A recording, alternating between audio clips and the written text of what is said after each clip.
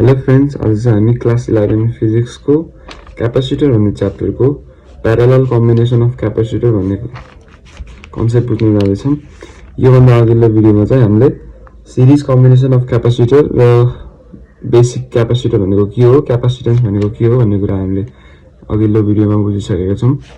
त्यो भिडियो हेर्नुभएको छैन भने म भिडियोको लिङ्क डिस्क्रिप्सनमा राखिदिन्छु, गएर हेर्न सक्नुहुन्छ।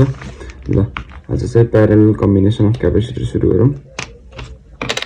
प्यारालल कम्बिनेसन अफ क्यापेसिटर्स भनेको चाहिँ के हो भन्दाखेरि क्यापेसिटर्सहरूलाई प्यारालल राखेर यसलाई एरेन्ज गर्ने हो।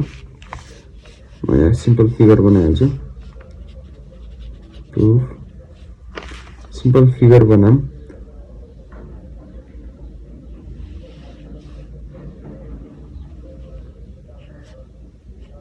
यो क्यापेसिटरको सिम्बल हो।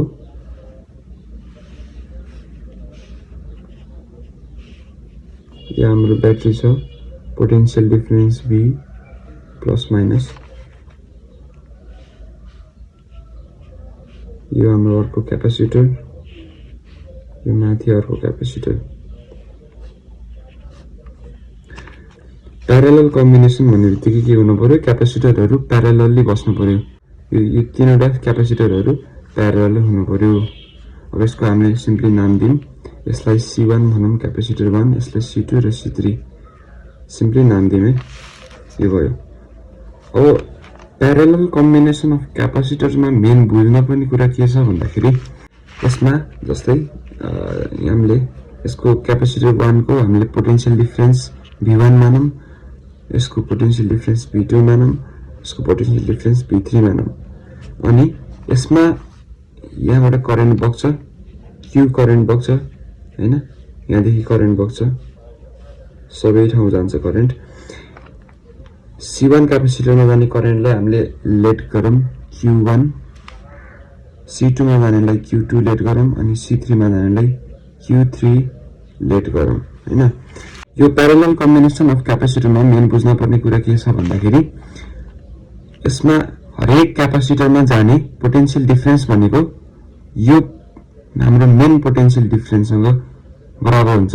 अर्थात् same amount of potential difference चाहिँ इच क्यापेसिटरमा गइरहेको हुन्छ। भनेको मतलब V1 equals to V3 equals to V। पहिलो कुरा यो थाहा हुनु पर्यो हैन। र हामीले योभन्दा अगाडिको भिडियोमा पनि यो प्रुफ गरिसकेका छौँ। अर्को हामीलाई काम लाग्ने कुरा भनेको Q directly proportional to V, Q equals to CV हैन, Q इक्वल्स टु CV। यहाँबाट हामीले निकालेको फर्मुला हो Q equals to Q। Charge भनेको चाहिँ C इन्टु V। C भनेको क्यापेसिटेन्स, V भनेको पोटेन्शियल डिफरेन्स V हैन। यहाँबाट हामीलाई थाहा भयो। अब के हुन्छ त भन्दाखेरि यसमा 2 नम्बरमा हामीलाई थाहा हुनुपर्ने कुरा, अब Q1 भनेको हामीलाई थाहा हुन्छ। Q भनेको हामीले अघि पनि हामी प्रुफ गरिसकेका छौँ।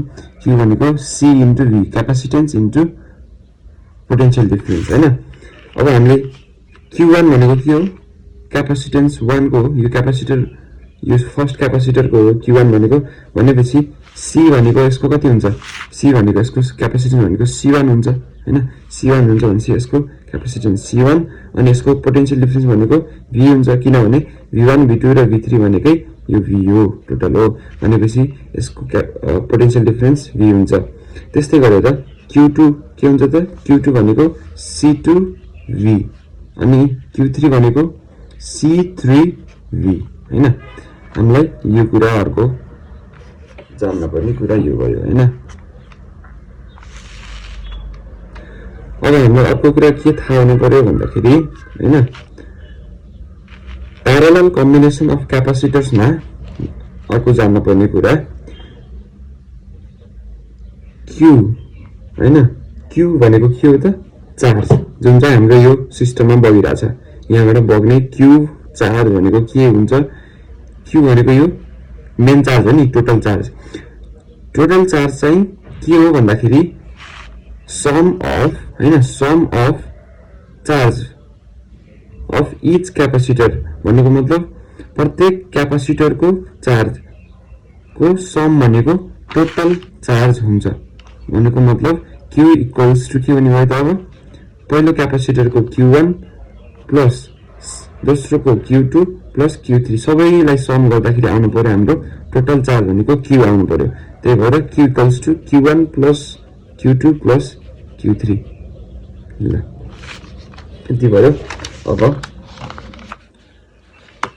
अब हामीलाई यी 3 नम्बरको यो हामीले 3 इक्वेसन 3 युज गरेर हामीले के निकाल्न सकिन्छ त भन्दाखेरि Q equals to Q1 plus Q2 plus Q3 छ हैन यसलाई अब हामीले Q भनेको के हो त Q भनेको टोटल चार्ज हो यो सिस्टमको टोटल चार्ज हो Q भनेको भनेपछि हामी Q लाई के लेख्न सकिन्छ त Q लाई हामीले C भनेको टोटल क्यापेसिटेन्स हुने भयो V भनेको टोटल पोटेन्शियल डिफरेन्स हुने भयो अब यसको हामीले एउटा इक्विभ्यालेन्ट वाला चित्र बनाउँ त figure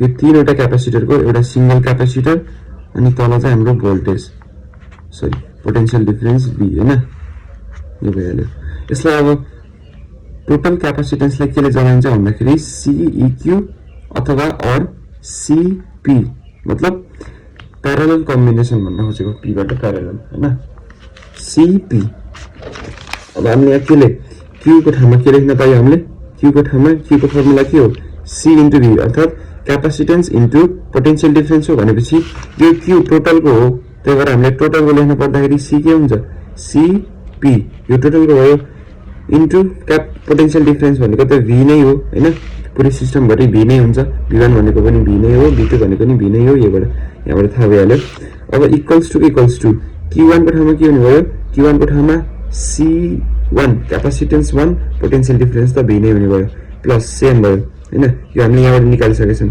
Q1 Q2 Q3 Q1 Q2 Q3 यो भ्यालु राख्ने C2 V plus C3 V अब कमन लिन सकिन्छ CP V equals to common के छ V सबैबाट V कमन लिन सकिन्छ ल सबैबाट कमन लिएपछि के भयो अगाडि एउटा V आयो अब बाँकी रह्यो C1 plus C2 plus C3 यो V र यो V क्यान्सल भयो देयरफोर के आयो त CP equals to C1 plus C2 plus C3 यसमा मेन बुझ्न पर्ने कुरा यही हो